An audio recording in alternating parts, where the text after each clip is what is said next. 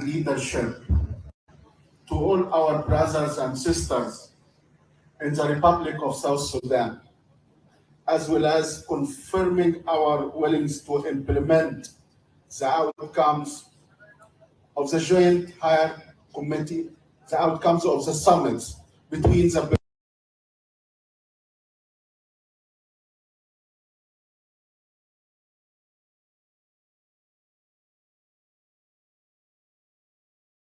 presidents of the two countries and the meeting of the Joint Higher Committee in Cairo in July 2021 in order to strengthen our strategic bilateral relations, which was notably signaled when Egypt became the second nation to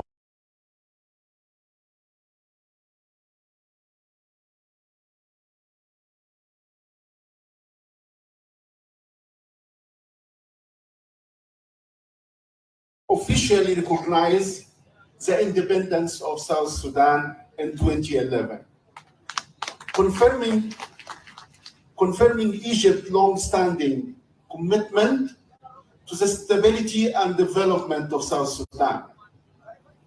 The relationship between Egypt and the Republic of South Sudan is both deep-rooted and ever-evolving across all sectors.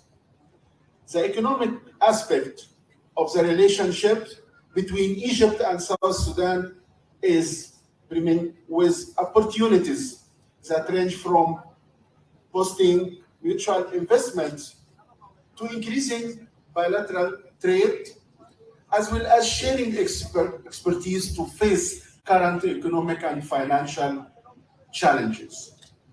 In Egypt, we are encouraging our private sector to establish new partnerships in South Sudan. And we hope that the result of this pivotal economic conference will serve as a catalyst to enhance our joint investment endeavors. The inauguration of the National Bank of Egypt branch in South Sudan in 2021 is a clear evidence to the open horizon we are hoping for our joint economic partnership. Moreover, we hope that we shall sign very soon in the future the agreement to avoid double taxation and other agreements which would be a catalyst to joint investment in both directions. In similar context, Egypt received a delegation from the Central Bank of South Sudan in August 2023, just last month, to discuss enhancing cooperation in the financial sector and its capacity building related to activities. The delegation explored mechanisms for regulating and developing banking and non-banking financial activities, maintaining the safety and stability of the markets, and developing the legislative structure of the laws governing the non-banking financial sector services. Distinguished participants, the deep-rooted friendship and robust cooperation between Egypt and South Sudan have also been continually fruitful through high-level diplomatic engagement. These include several summit meetings in Cairo and Juba between the two leaders of the states, underscoring the deep ties at both the official and popular levels between our two countries, while also enhancing bilateral cooperation across various sectors. During President Sisi visit to Juba in November 2020, he emphasized Egypt's commitment to sharing expertise, offering technical support, and building local capacities in the South Sudan. He also unequivocally reaffirmed Egypt's steadfast support for the South Sudan's peace and stability. This spirit of cooperation was further solidified during the first session of the Joint Higher Committee between the two countries, held in Cairo in July 2021, where both governments underscored the need to elevate their strategic integration to a new level. Therefore, We welcome enhancing mutual cooperation and the exchange of expertise, including the scope of work of the Ministry of Finance, particularly in the sectors like customs and financing and managing universal health insurance, taxation, and I'm willing to cooperate and sign with Excellency the Minister memorandum of understanding to immediately transfer our expertise in establishing TSAA, Treasury Single Account, and also GFMIS, Government Financial Management Information System, and all the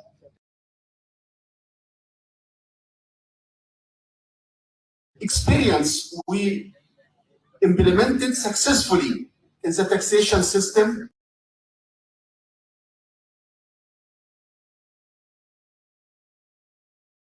like digitalizing all the tax system, including e-invoice, e-receipt, and also for making all the public finance management in an electronic platform, including electronic collection of revenue and expenditure, which we succeed in that in Egypt. All our expertise, all our achievement are under your request.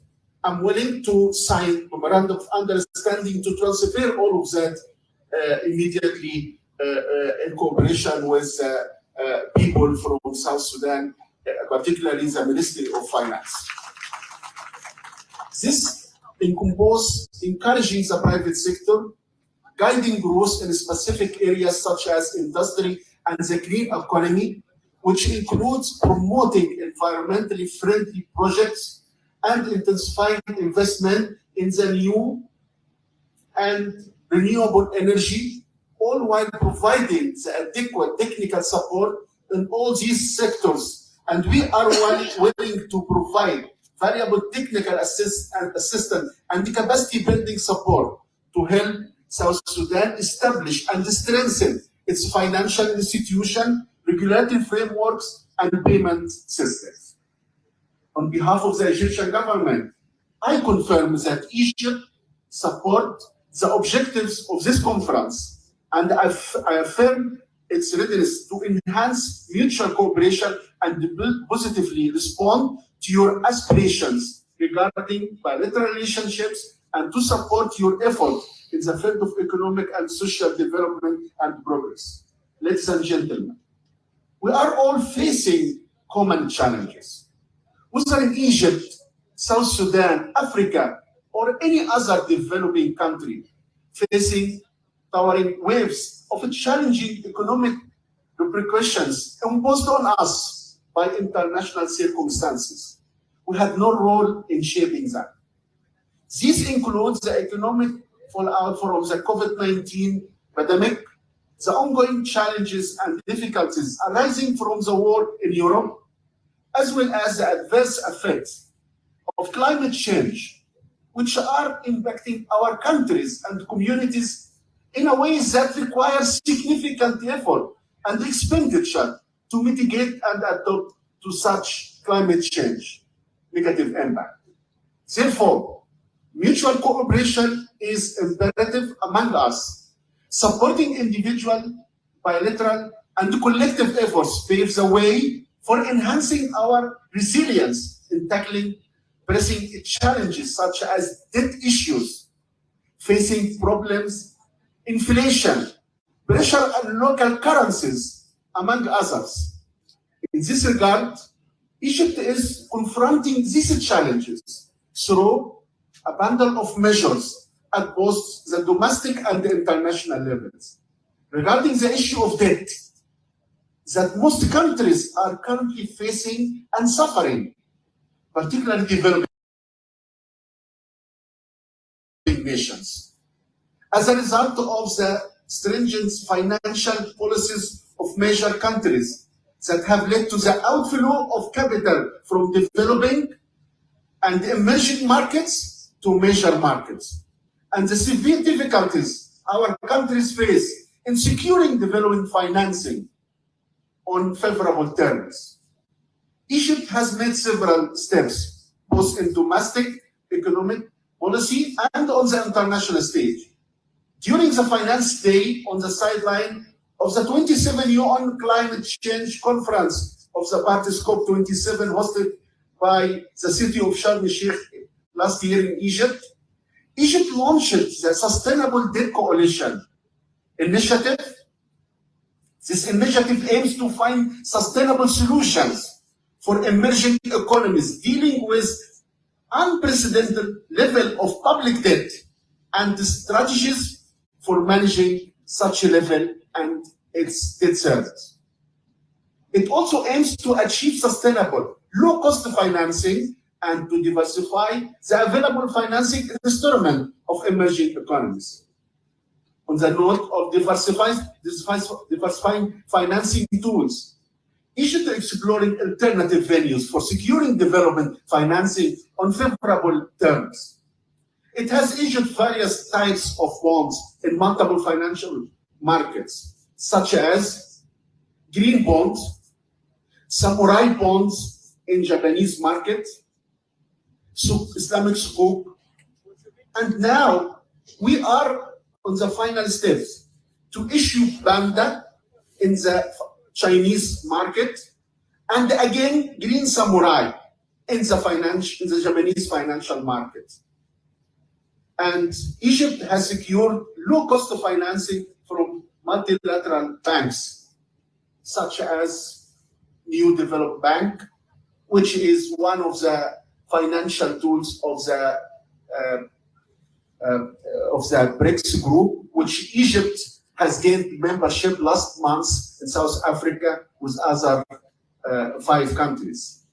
The country is also involved with the Asian Infrastructure Bank, AIIB, whose annual meetings will be in Egypt. Egypt will host it this month in the city of Sharm el-Sheikh in September 25th and 26th. The AIIB Bank portfolio in Egypt has exceeded $1 billion in projects related to green energy, transportation, initial utilities, and infrastructure.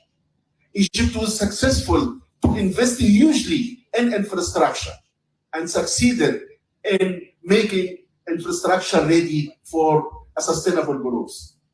In the domain of addressing economic challenge and managing them, Egypt has recently taken numerous decisive measures aimed at encouraging both domestic and foreign investment by simplifying procedures and directing it towards specific sectors, which include green economy, technological and industrial development, labor-intensive industries, modern agriculture, and achieving high levels of self-sufficiency in production inputs, food items, and essential industries that meet the needs of the community. This strategy serves double purposes. It reduces the country's dependence on foreign currency for imports, while simultaneously enhancing the scale and the value of export, thereby relieving stress on the local currency and mitigating inflation. Ladies and gentlemen, once again, I would like to extend my warmest greetings and reaffirm Egypt's steadfast commitment to supporting your effort towards comprehensive economic development in your brotherly country.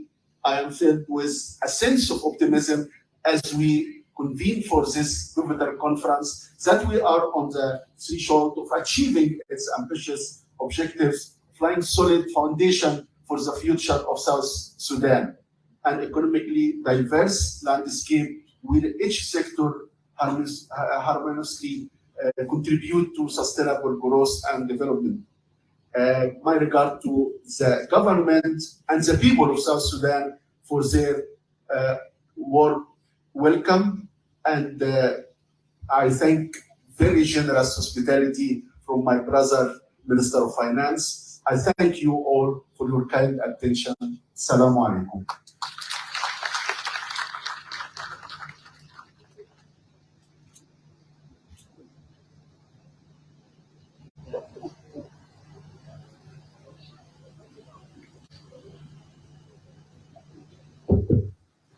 Thank you so much, Your Excellency Dr. Mohammed Ahmed Mohammed. I welcome Honorable Minister of Finance, Dr. Mariam Cho, and also the chair of the Higher Level Steering Committee that is charged with the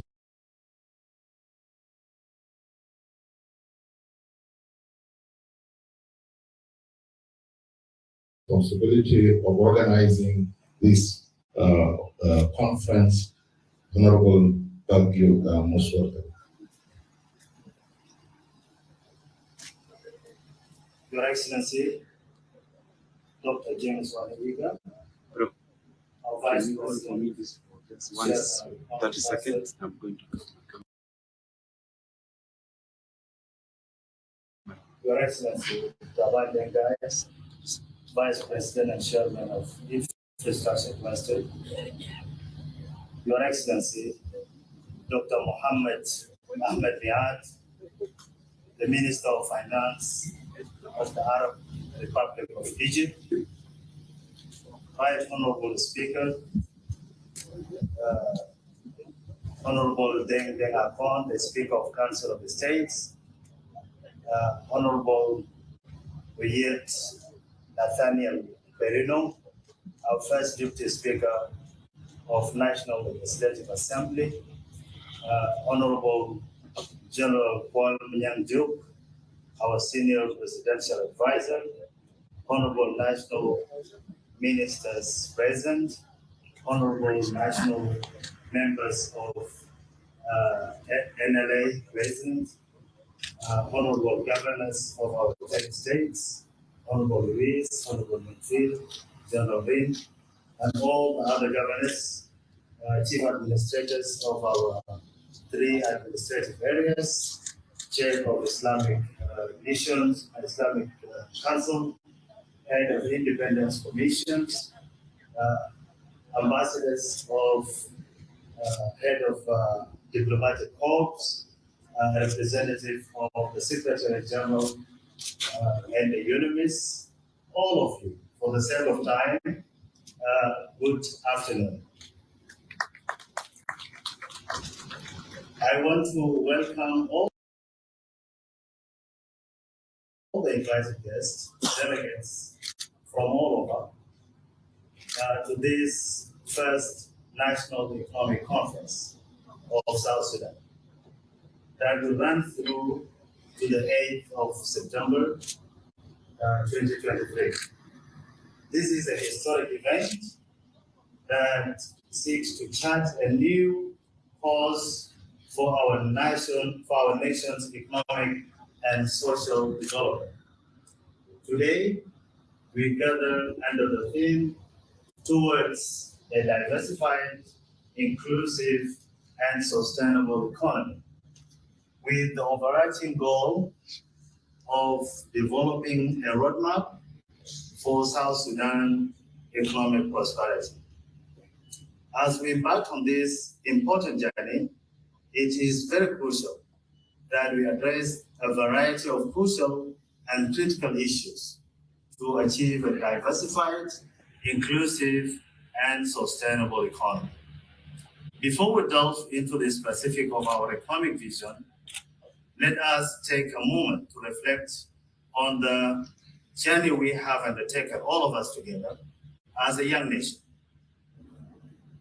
We got our independence back in 2011, but have continued to face social, economic, and political unrest that has really affected not only our economic development, but has led to loss of opportunities, both locally and globally.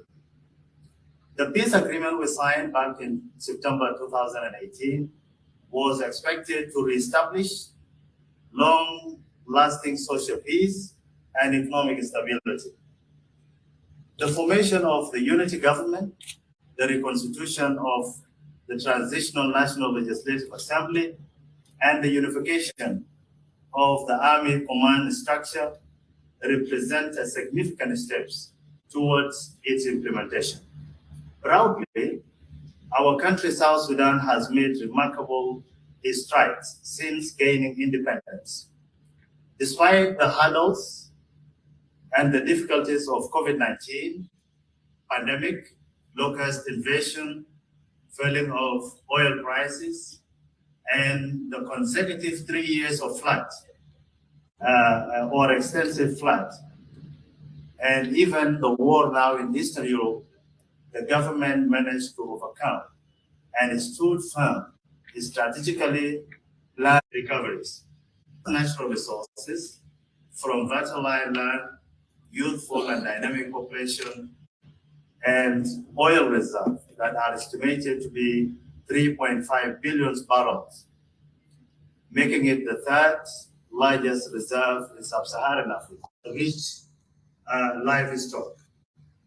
Despite these immense natural resources, we have been naturally and politically sometimes made economically and financially constrained.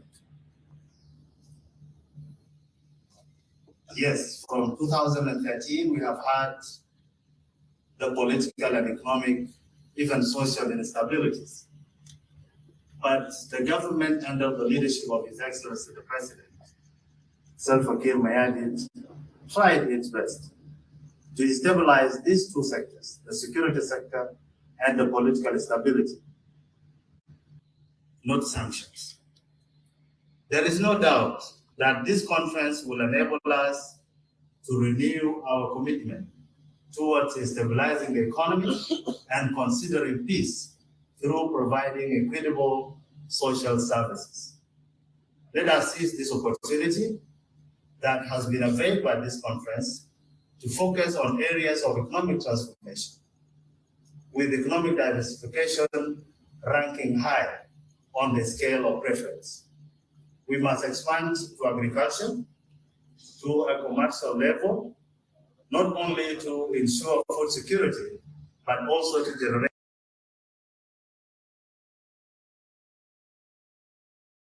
income for our farmers and surplus for export.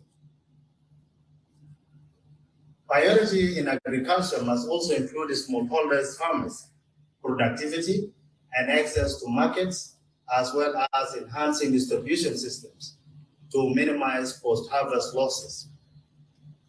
In that regard, the government takes responsibility to revamp existing agricultural schemes, such as the Wheelwright Scheme, Rang Mechanized Agriculture, Jebel Nadu Dura Scheme, and Zara Agro-Complex, and Mangala Sugar Scheme, among other programs, to maximize their impact and reach. We will cooperate through public-private partnership to realize quick results.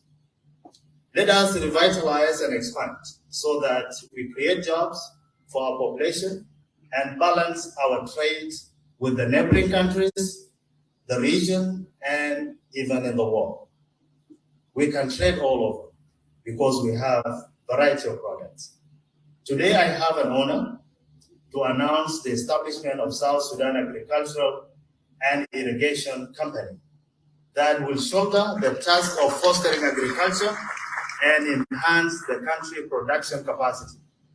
This company, together with the Ministry of Agriculture and Food Security and the Agricultural Bank of South Sudan, will work together to foster this sector.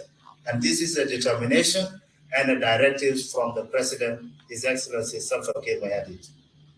Moreover, the government will continue to regulate the mining sector and open doors for multinational cooperation to invest in this sector. I also have an honor to launch South Sudan Minerals Development Corporation. This entity will partner with interested partners to explore, trade, and support the development of mineral sector, together with Ministry of Mining and other relevant institutions. Dear comrades and delegates, our tax system requires a special attention to support the national budget and also expedite and increase our GDP. It has long been neglected or insufficiently transformed or even partially actually supported. Tax exemption, tax evasion, insufficient collection, smuggling. This has been some of the major challenges in non-oil revenues sector. We should not be satisfied with the little money we collect from our non-oil.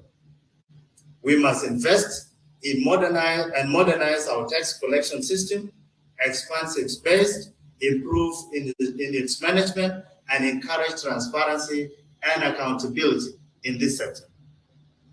This will not only increase government revenues, but will also build public trust and confidence in our economic governance, which is part of our public financial management reforms agenda we are undertaking as a government. Youth employment is another critical component of our economic diversification agenda. We must create opportunities for our young entrepreneurs to access capital for startups, fostering innovation and creativity, because we believe we have creative youth that actually lack capital in this country. And that is why we have taken it as a role and part of our transformational agenda to direct all our banks to access or give capital to our entrepreneurs so that we support their growth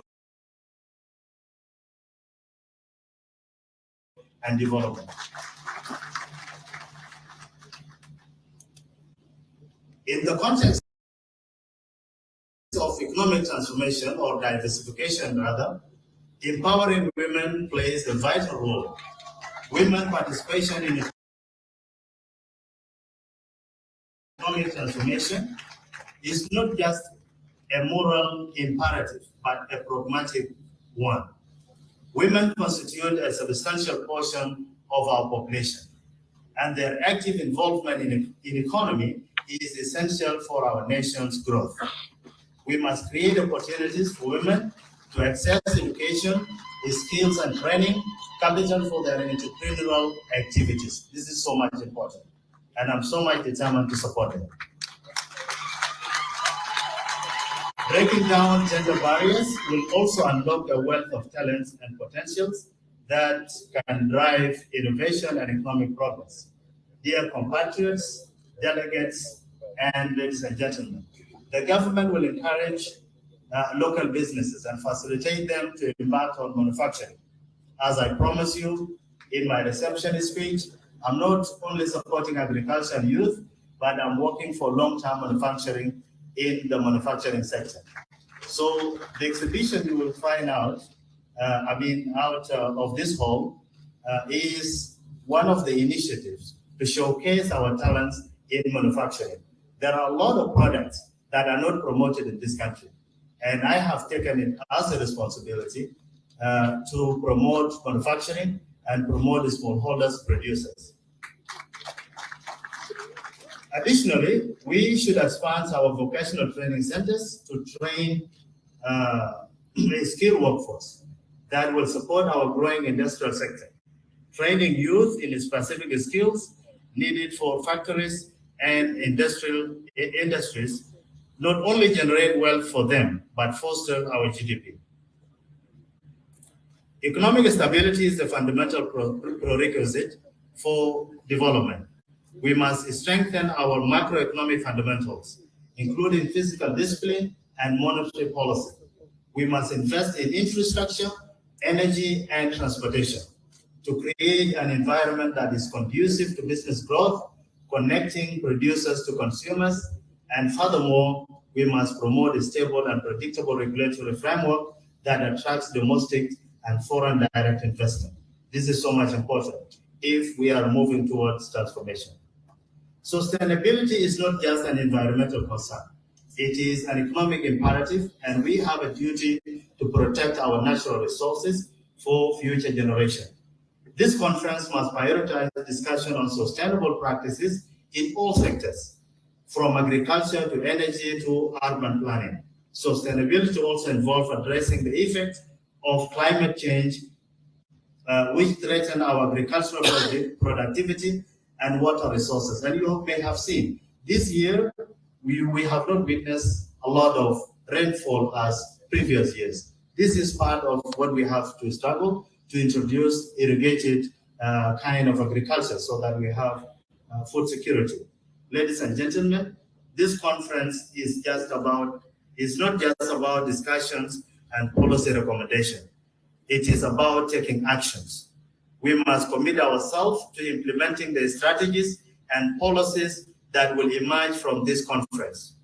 We must work together across all sectors with our international partners to turn our economic vision into a reality. Let me announce through this conference that His Excellency the President has directed the Minister of Finance to initiate economic transformational agenda. That is why we are here today. As we embark on this journey towards a diversified, inclusive, and sustainable economy, let us remember that future of South Sudan is in our hands. Together, we will forge a path towards economic prosperity and a brighter future for South Sudan.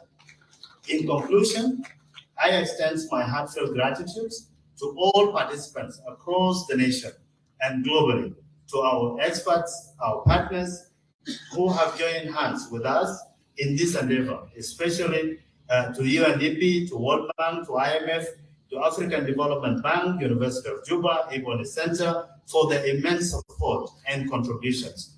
A special thanks and appreciation to our special guest, Dr. Mohammed Ahmed Niad, the Minister of Finance of the Arab Republic of Egypt, who, despite his busy schedule, took it upon himself to travel all over from Egypt, taking a long connection through Turkey to arrive to South Sudan this morning at 7:30. Your Excellency, you are welcome to South Sudan. And when you were speaking English, I connected to a story that happened to me personally back in 2004. I was in Egypt. I was actually under treatment, and I paid a fee in a hospital. Malaysia will take time a little bit. وبعد ما دفعت الرسوم الكاشير اداني رصيد قال لي اكتب استلمت الاصل. Instead انا كتبت استلمت الاصل وخطيت ضم عليه. فقال لي ايه ده يا سماره؟ ما تقول لي انت مصري من اسوان. فقلت له انا ما مصري من اسوان، انا من جنوب السودان لكن بتحدث العربيه الفصحى. فانت بتتكلم الانجليزيه الفصحى برضه، وبقول لك شكرا جزيلا، انت من هنا ونحن اخوات. Ladies and gentlemen, allow me at this juncture to welcome our patron of the day, His Excellency Professor Dr. James Wani Iga, our Vice President and Chair of Economic Cluster, to give his address. Thank you so much.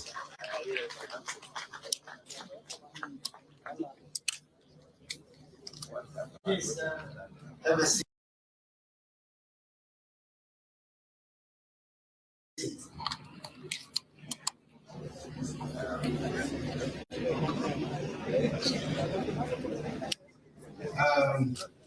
Your Excellency, the Vice President General Taban Dengai, the Chairperson of the Infrastructure Cluster,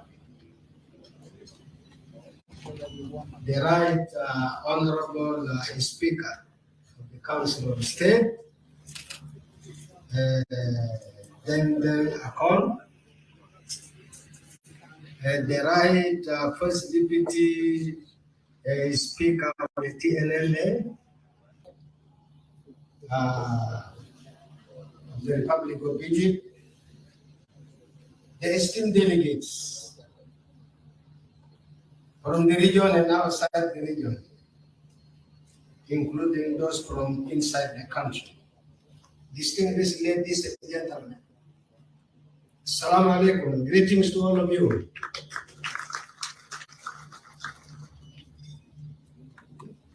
Welcome for those who are coming from various parts of our beautiful country,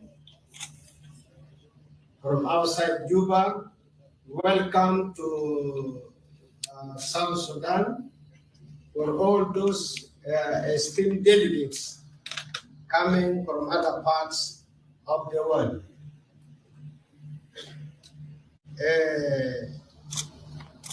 أنا الكرة سلة أنا داير أقول مليون مبروكات لجنوب السودان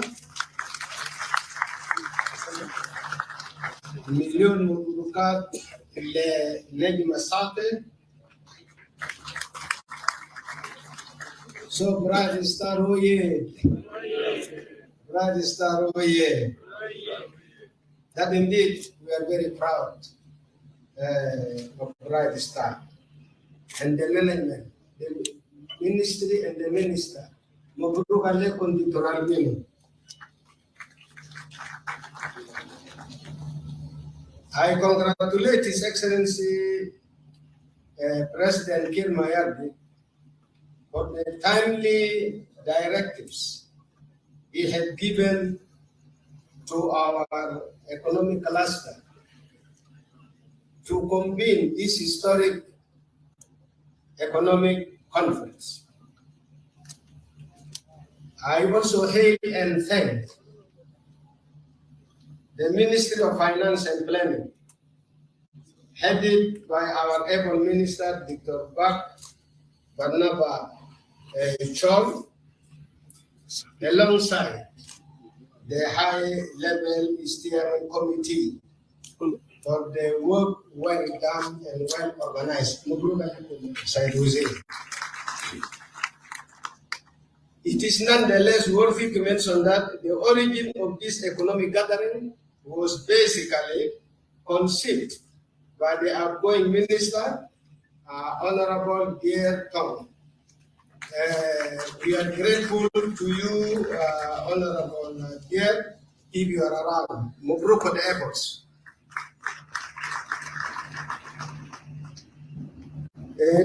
Today it is a blessing to see you in Juba participating in South Sudan's first National Economic Conference. Your presence is a demonstration of your commitment to stand shoulder to shoulder with South Sudan in its quest for mechanisms that will stabilize its economic development foundations and find jobs for our youth and women. You may be aware that South Sudan at the moment is moving carefully with optimism, energized by the agreement on the roadmap of extended revitalized agreement on the resolution of conflict in the Republic of South Sudan. South Sudan has a land area of 648,000 square kilometers and a population that is currently estimated to be about 13 million. After taking account of large influx of detainees and refugees in recent years, this makes South Sudan one of the least densely populated countries in the sub-Saharan Africa. The terrain gradually rises from plains in the north and center to southern highlands along the border with Uganda and Kenya.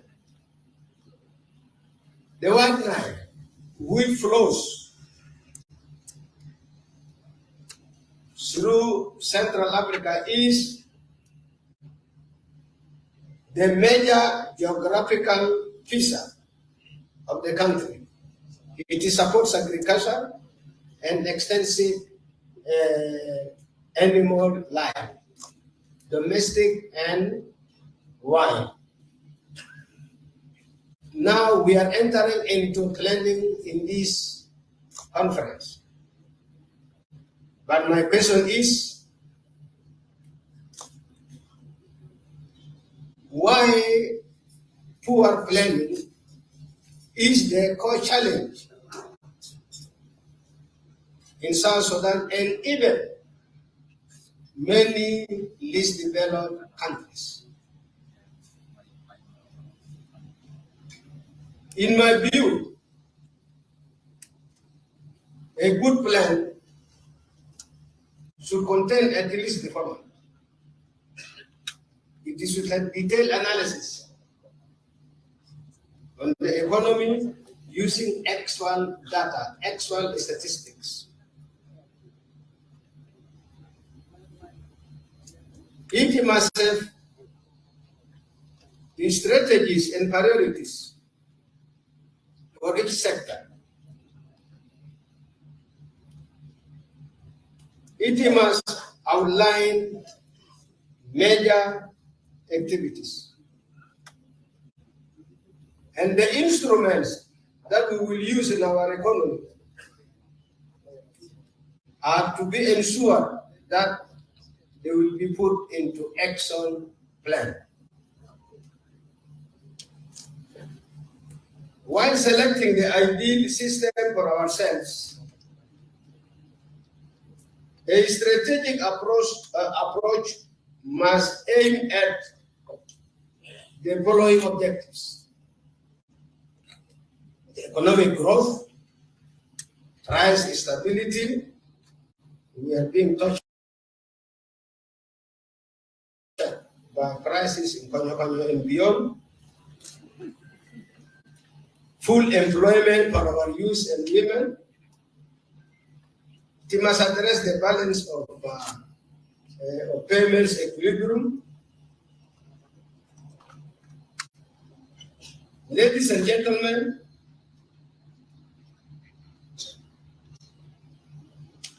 our issue of internal security needs to be addressed in fora like this, because security first, any other thing secondary. Our government has taken obvious measures and tremendous steps to improve the national security. Commendable. Improved security and deepen peace will be critical for the direct well-being of citizens throughout the country and for achieving sustained poverty reduction. A comprehensive approach will be required, including dealing with causes of conflict, ensuring improved security within communities, and improving access to conflict resolution systems and justice. An adequate level of security is also an essential prerequisite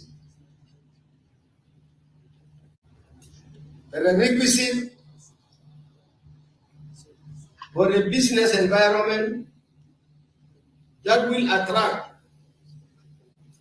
the large amounts of private investment capital required for broad-based and sustained strong economic growth. Our government is doing and has been doing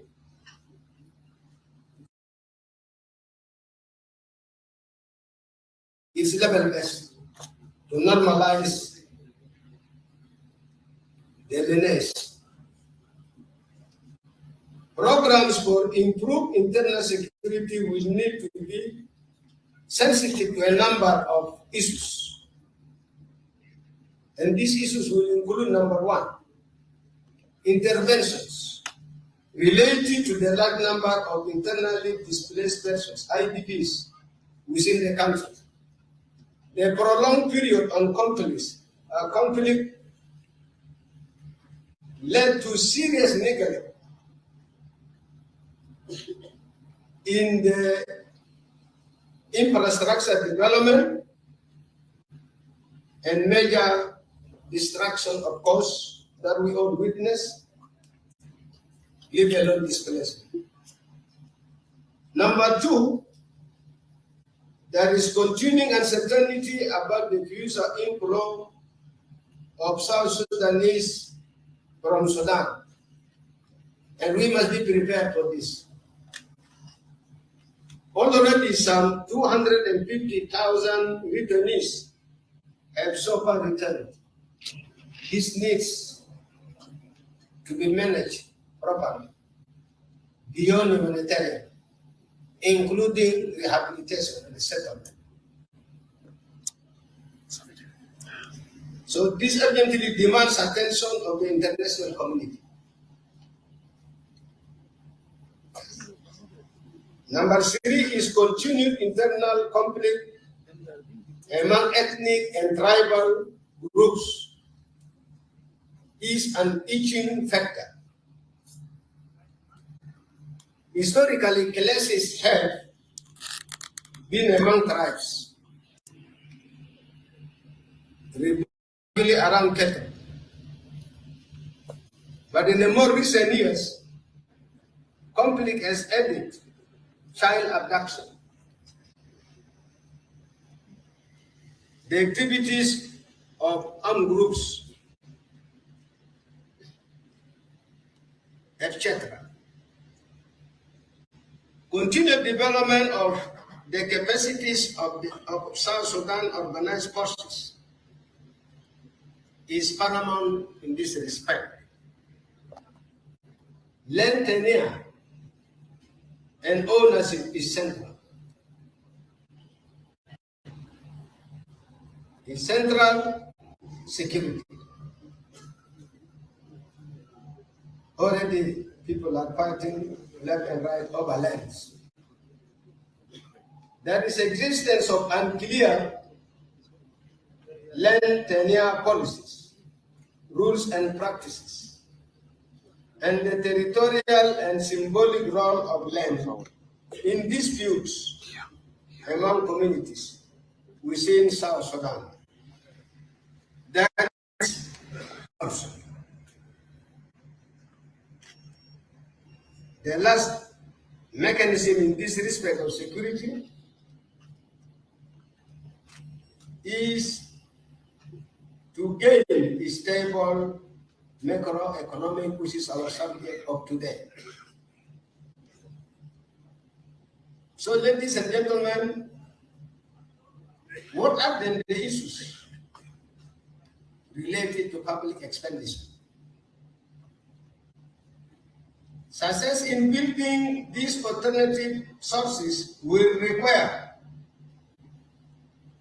an extended period of sustained growth in the non-oil economy that is led by domestic and international private investment. Creating the conditions for such investment and growth is one of the major bottlenecks for our government in the decade ahead. Central to this effort will be a major build-up in investment in the basic infrastructure of the country, which is seriously deficient at this time and cannot provide for the basis of an extended period of strong economic growth needed to create jobs for a labor force that is growing at the speed of 5% a year. This is the rate of labor force demand in our country. And so that we can reduce the high incidence of poverty in our country. Our country carries the lowest adult literacy rate in the whole world. This is particularly the case in rural areas because we have been subjected to 40 years, over 40 years of conflict. So no time for education. The time has come.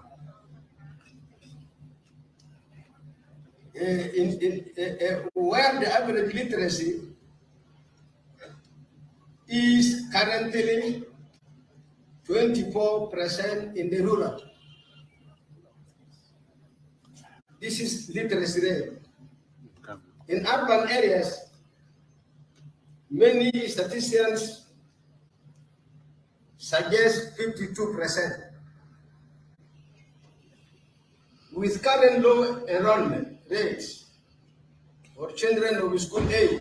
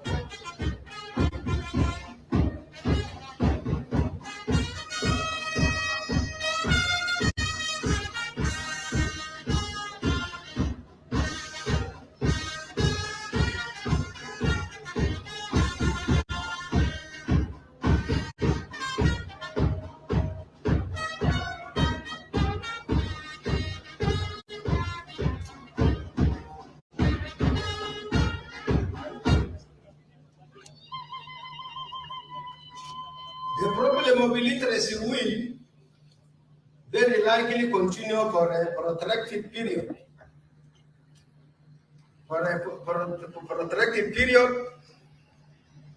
At the present time, the literacy rate for 15 to 24 old people is only 35%. Especially in the rural again. The implication is that large portion of the existing workforce of the country lacks basic skills in reading and writing. Sustained strong economic growth is expected to generate large numbers of jobs within our country, and especially for the skilled. So all the youth should endeavor skills is like transport of large influence of foreign workers and domestic pressures on wage rates for skilled and semi-skilled also. And in turn, that undermines the international competitiveness of the domestic business community. We will have to rely on outside labor because we don't have the skill one. Weak institution capacities are also a matter of concern in South Sudan. A recent report by Dr. Kemia notes that institutional conditions in South Sudan are fragile. Delivery capacities remain extremely weak, and there is an acute need for a professional and accountable public service to create increased confidence in the government. According to a recent UNDP report also, half of all positions in the ministries in our ministries here were unfilled. Almost half were unfilled because of lack of capacity. 50% of public servants had only early education, and only 5% had a graduate degree. This is pathetic. So, Your Excellencies, I want to address the issue of weak operating environment in order for our private business to prosper. What do we do? Sustained improvement in the provision of infrastructure services will require the development of private sector capacities for provision of these services. Such capacities are at an early stage of progress in our nation. A small domestic private sector has emerged, which is bimodal, that is, comprising large number of small or even very small businesses on one hand, and a limited number of rather medium firms on the other. According to a recent report prepared for the African Development Bank, most of the formal businesses in the country are small and medium-sized enterprises. There are about 50 large firms involved mainly in banking, telecommunications, and manufacture beverages. Medium-sized firms number about 500 and are mainly in construction, hotel, and restaurant services, and trade-related activities. Small firms number about 8,000 and are involved with services similar to that of the medium-sized ones.